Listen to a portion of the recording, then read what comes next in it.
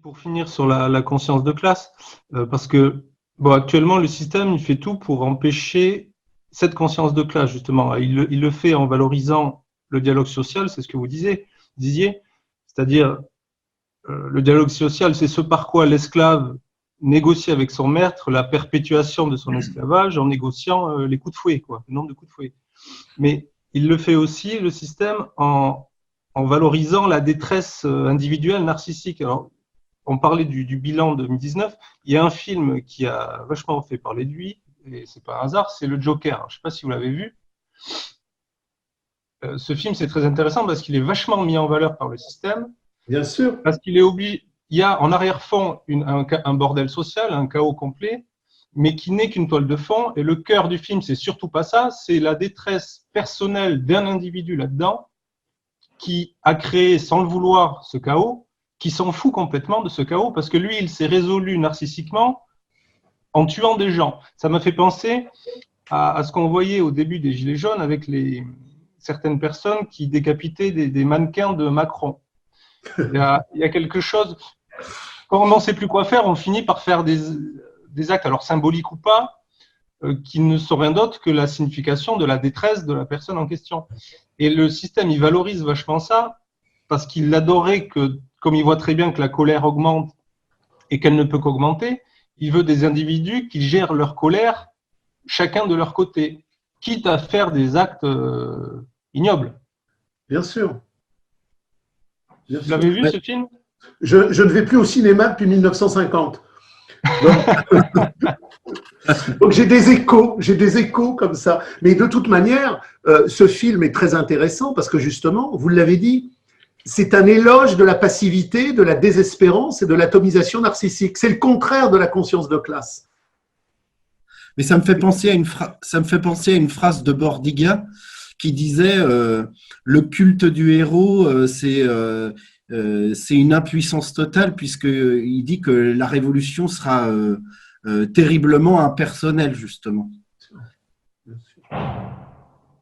Mais alors, justement, la question, à quel moment sortons de la désespérance, de cette atomisation narcissique, de cette incapacité à acquérir la passion historique, la volonté du désir et la conscience radicale, et on retombe sur la crise, et par rapport à ce que nous disait Guillaume, la problématique de la crise financière.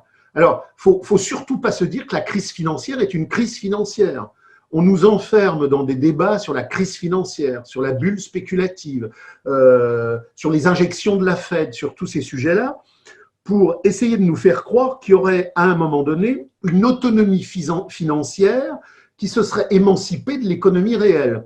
Et tous les pôles réformistes qui nous parlent de cette réalité financière nous disent bah oui, il faut reconnecter la finance à l'économie réelle.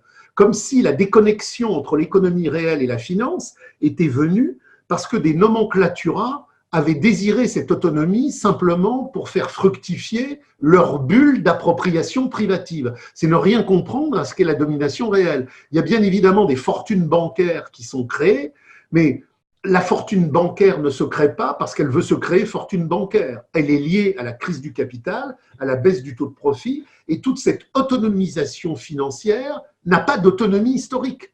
L'autonomie financière de la bulle spéculative n'a pas d'autonomie. Elle est elle-même le produit d'une gigantesque fracture cataclysmique dans la reproduction matérielle des conditions de matérialité de sa propre reproduction. On est en plein dans le livre 3.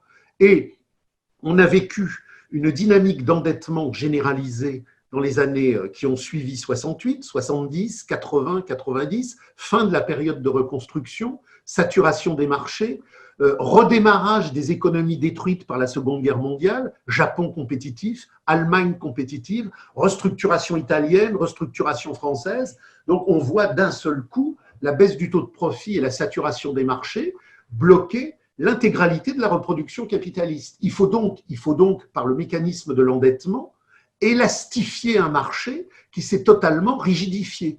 Donc, on va élastifier parce qu'il y a la baisse du taux de profit, et cette autonomisation, élastification de la bulle financière, elle résulte justement de la crise des monnaies, en tant que cela résulte de la crise du taux de profit.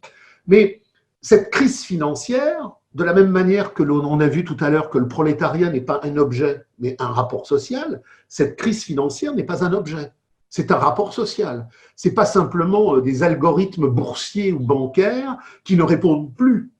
C'est une réalité qui renvoie au taux d'exploitation et qui renvoie à la lutte de classe. Même dans la crise financière, quand il n'y a pas de lutte de classe dans la rue, les réalités de structuration délirante de la bulle financière expriment le taux d'exploitation en crise et donc la lutte des classes. Il y a de la lutte de classe quand le prolétariat bouge dans la rue. Mais quand il ne bouge pas dans la rue, il y a encore de la lutte de classe. Et dans le taux d'exploitation et dans les gymnastiques financières, elle s'incarne dans un sens ou dans un autre. La lutte de classe est tout le temps présente. Elle est parfois visible, elle est parfois invisible, mais la réalité de la crise financière, c'est la lutte de classe qui parle. Et Marx nous a appris qu'il y a un moment supérieur dans la crise financière, de la même manière qu'il y a un moment supérieur dans la crise du taux de profit. Quand on dit baisse du taux de profit, on ne parle pas de l'entreprise alpha qui est là au bout de la rue. On parle d'un taux de profit mondial. Et on parle d'un taux de profit mondial à travers des péréquations par branche et par secteur et par région nationale. La baisse du taux de profit comme cataclysme historique qui rend le capital dans l'incapacité de se reproduire, c'est la baisse du taux de profit au niveau mondial dans le champ de toutes les péréquations, dans le champ de la guerre commerciale et dans le champ de l'unification de la marchandise spectaculaire mondialiste.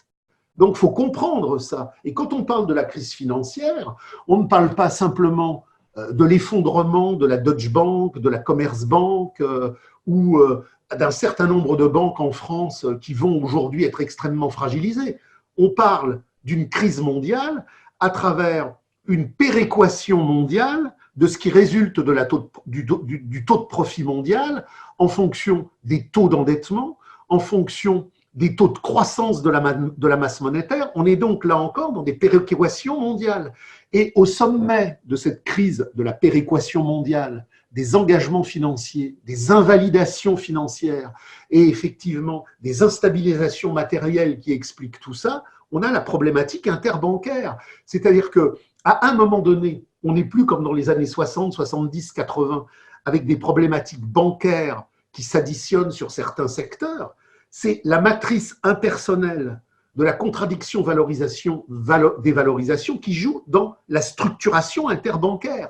C'est plus les banques qui ont un problème, c'est la matérialité bancaire de la dévalorisation qui fait que les banques sont en train de rentrer dans une crise universelle parce que le jeu interbancaire lui-même ne peut plus fonctionner. C'est plus une problématique entre une entreprise et sa banque, c'est plus une problématique entre toutes les entreprises et toutes les banques.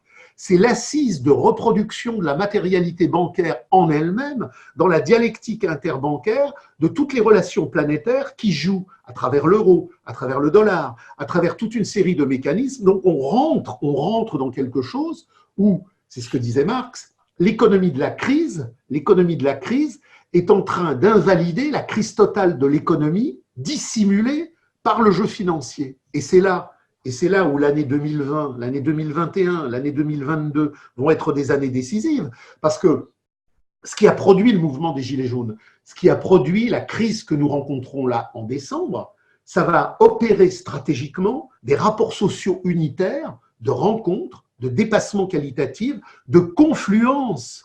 Mais ça ne va pas se faire simplement parce que les gilets jaunes du privé périphérique vont aller rencontrer les salariés de la RATP. La rencontre va se faire objectivement dans l'explosion cataclysmique du rapport social, parce que l'explosion cataclysmique de la reproduction étatique monétaire de la mécanique interbancaire va s'auto-invalider. Donc, il faut avoir une vision globale. La crise est un rapport social total. Il n'y a pas d'un côté les banques, de l'autre côté la baisse du taux de profit, de l'autre côté la lutte des classes, là les gilets jaunes, là les mecs du public.